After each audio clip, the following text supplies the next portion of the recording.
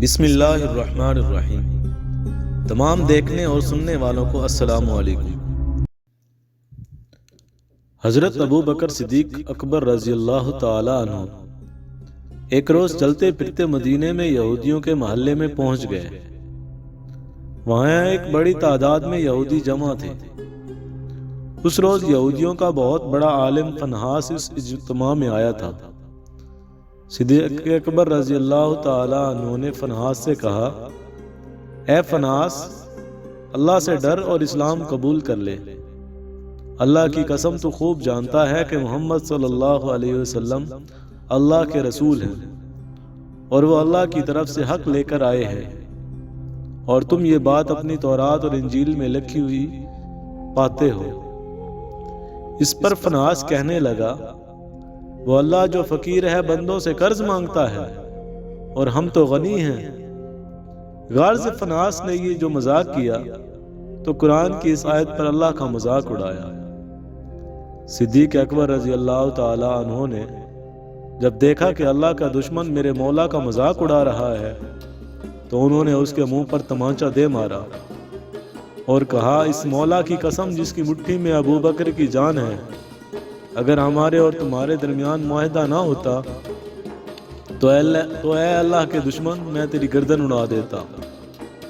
Phinehas دربار رسالت میں آ گیا، اپنا کیس حکمران مدینہ کی خدمت میں لے آیا۔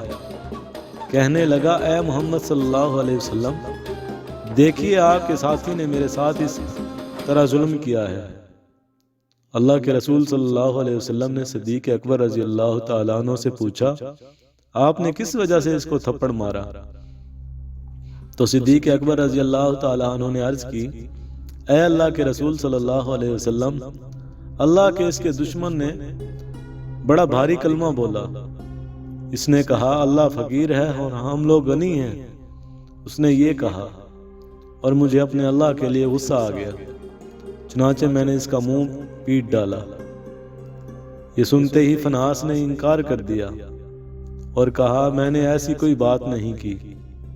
اب صدیق اکبر رضی اللہ تعالیٰ عنہ کی گواہی دینے والا کوئی موجود نہ تھا۔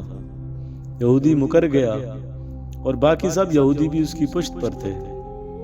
یہ بڑا پریشانی کا سماں تھا، مگر اللہ نے اپنے نبی کے ساتھی کی عزت و صداقت کا عرش سے اعلان کرتے ہوئے یوں شہادت دی، اللہ نے ان لوگوں کی بات سن لی جنہوں نے کہا کہ اللہ فقیر ہے اور ہم غنی ہیں۔